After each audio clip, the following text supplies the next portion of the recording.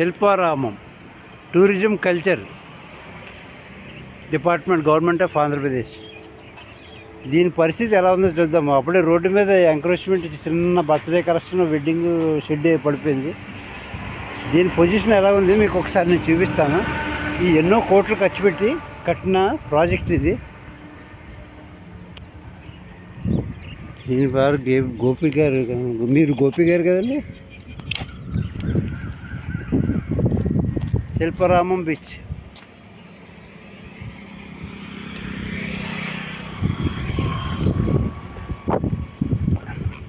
ఇది సాగరమాల ప్రాజెక్ట్ కింద. ఇది చాలా పెద్ద రోడ్డు శాంక్షన్ అయింది. అప్పుడే 5 సంవత్సరాలు 4 సంవత్సరాల నుంచి ఇది ఇలాగే ఉంది. కొంత వర్క్ అయింది, అది కూడా ఆగిపోయింది.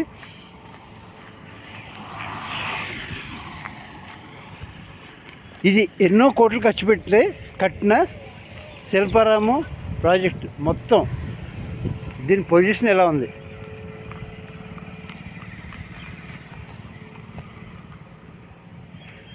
చాలా ఖర్చు పెట్టారు.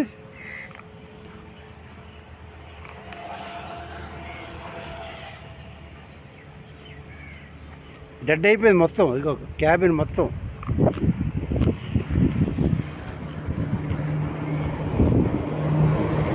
ప్లాట్ఫామ్స్ ఎంత డీసెంట్గా కట్టారు, వెదురు వేసి.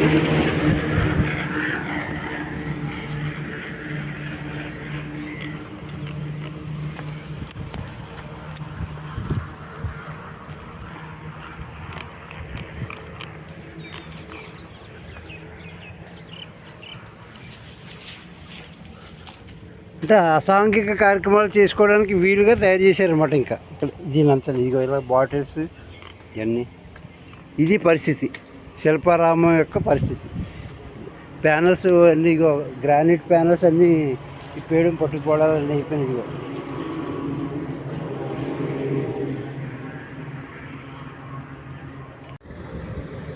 పరిస్థితి మొత్తం ఎంత దారుణంగా ఉంది.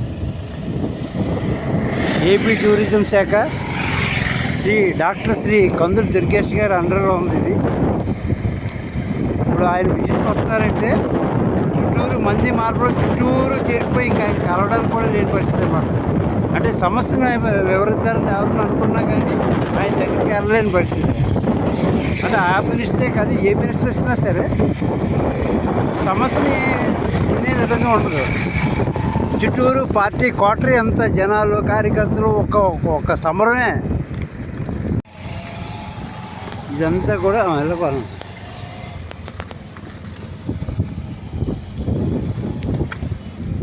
ఇది beach park, Sri Grand premium rooms, mini banquet hall.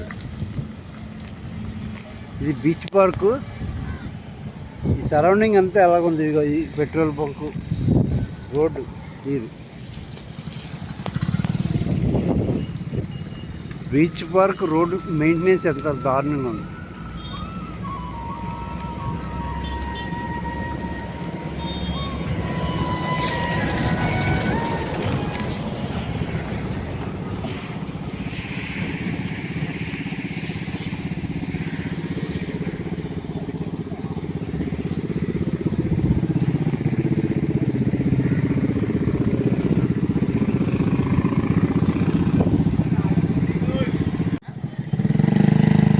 బోట్లు కూడా అన్నీ ఎక్కడెక్కడ ఊడిపోయినాయి.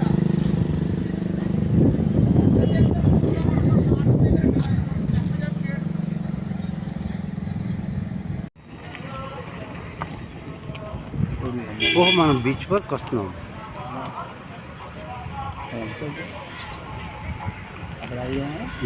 ఇది ఎంట్రన్స్.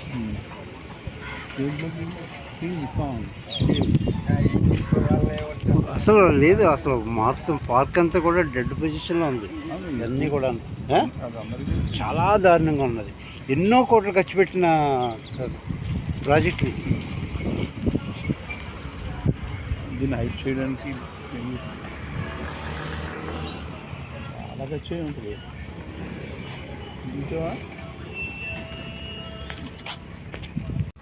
ఇది ఎన్టీఆర్ బీచ్, కాకినాడ ఎన్టీఆర్ బీచ్. దాని పరిస్థితి ఎలా ఉంది. నీరు నిలబడిపోయి మొత్తం అంతా కూడా ఎంత నాచులు పడేసేసి ప్లాట్ఫారాలన్నీ పోయి లోపలంతా చాలా దారుణంగా తయారైంది. రావి చెట్లు కూడా మొలిచేసినాయి అనమాట వీటి మీద, ఈ కట్టడాల మీద. ఈ లోపలైతే ఇంకా ఒక మినీ ఫారెస్ట్. ఇది ఎంతో డబ్బు ఖర్చు పెట్టి కట్టిన ఫ్రేమ్స్ ఇవి. ఈ లోపల ఒక మినీ ఫారెస్ట్ ఇదంతా కూడా. మనది కాకపోతే తాడికి ఎదురేదమన్నాడు అలాగా.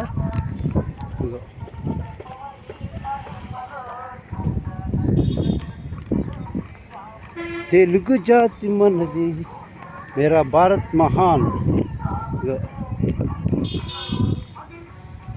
భారత్ కే నేత మహాన్.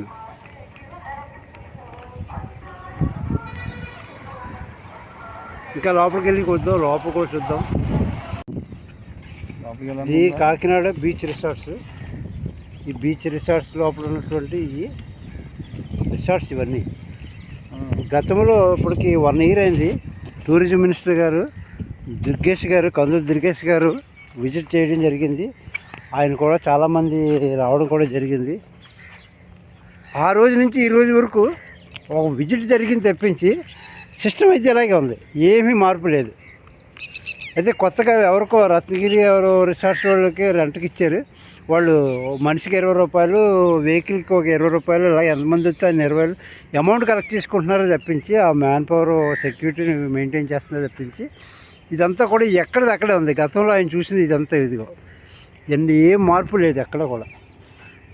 సంవత్సరం క్రితం మొదలెట్టిన స్లైడింగ్, వాటర్ స్లైడింగ్ ఈవెంట్స్ అన్నీ కూడా ఎక్విప్మెంటు ఎక్కడ ఎలా పడి ఉన్నాయి తప్పించి వర్క్ సగంలో ఆగిపోయినాయి అన్నీ కూడా. ఇంకా అవుట్ సైడ్ కాంపౌండ్ వాల్స్ అన్నీ కూడా చాలా దారుణంగా ఇది. అదంతా చూడండి, ఇది పరిస్థితి. ఇది నా నోటి మాట కాదు. ఇంక ఇట్లా రాకుండా వీడేదో ఫెన్సింగ్ వేసారు. ఇలా వచ్చాయి ఇలా పైనుంచి వచ్చేలాగా. ఇది ఒక అడవి మాదిరిలో తయారైంది. ఎన్నో కోట్లు ఖర్చు పెట్టి చేసిన బీచ్ పార్క్ ఇది.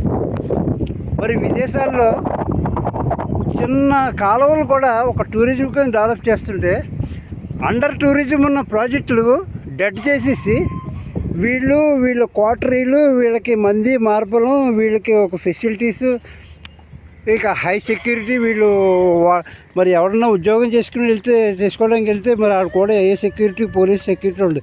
కానీ వీళ్ళు ఉద్యోగం చేసుకోవడం కోసం వస్తారు. మినిస్టర్ కూడా ఒక ఉద్యోగమే. వీళ్ళకన్నా ముందు ఒక 50 మంది పోలీసు సెక్యూరిటీ రావాలన్నమాట. ఎందుకో తెలియదు అమ్మ, ఖర్చు అంతా తెలియదు. ఫెన్సింగ్ ఉంది దగ్గర నుంచి ఇలా వచ్చి ఎలా చెప్పాలి. ఇది ఎక్కడికెక్కడ డెడ్ అయిపోయింది ప్రాజెక్టులు అన్నీ కూడా. అంత దారుణంగా ఉన్నాయి మొత్తం అంతా కూడా.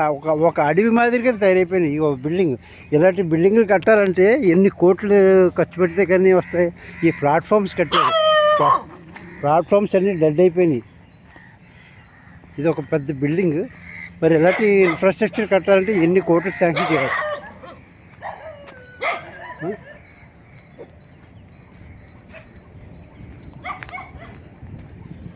అంటే తనది కాకపోతే తాడికి ఎదురేదమన్న పరిస్థితిలో ఉందన్నమాట. ఇది మెట్లు, ఈ బిల్డింగ్ ఇది ఒక రెస్టారెంట్ పర్పస్ కట్టిన బిల్డింగ్. కొంచెం అట్లా రెస్టారెంట్ పర్పస్ కట్టిన బిల్డింగు ఎంత దారుణమైన దమనీయ పరిస్థితిలో ఉంది.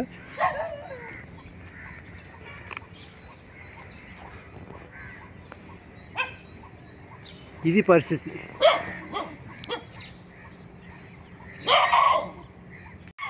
అలాగే ఇక్కడ రిసార్ట్స్ ఉన్నాయి. రిసార్ట్స్ కూడా పైన రూఫ్ తీసి షీట్లు వేసారు. కానీ రూమ్స్ అన్నీ కూడా యాజ్ది ఎలాగో ఇది ఒక అడవిలో ఉన్నట్టుంది తప్పించి ఒక సిటీలో, ఒక స్మార్ట్ సిటీలో ఉన్న ప్రాజెక్టులో లేదు. మరి ఈ డబ్బు అంతా ఎవరిది? ఎందుకు ఖర్చు పెడుతున్నారు? ఎక్కడి నుంచి తీసుకొచ్చి ఖర్చు పెడుతున్నారు? ఇవి రిపేర్ అయితే అంత అయ్యే ఖర్చు మళ్ళీ ఎవరు భరిస్తారు? ఇక్కడ విండోస్తో సహా కూడా రిమూవ్ అయిపోయింది. ఇంత పెద్ద ఇన్ఫ్రాస్ట్రక్చర్. ఇది బీచ్ పార్క్. ఇది beach park NTR beach park. NTR beach. ఇలాంటి ప్లాట్ఫామ్ కట్టి ఇలా టైల్స్ వేసి ఇలాగ చెయ్యాలంటే ఎంత ఖర్చు అవుతుంది? ఎవరు దీనికి బాధ్యత? ఎంత కన్స్ట్రక్షన్ లేనోడు లేక ఎడుతుంటే ఉన్నవాడు కొవ్వెక్కి ఎడుతున్నట్టుగా ఉన్నది వ్యవస్థ. అంతే. ఇప్పుడు ఆ దొంగ వ్యవస్థ తప్పకుండా అంతా ఆ? ఏ గవర్నమెంట్ చేసినా ఏం చేసినా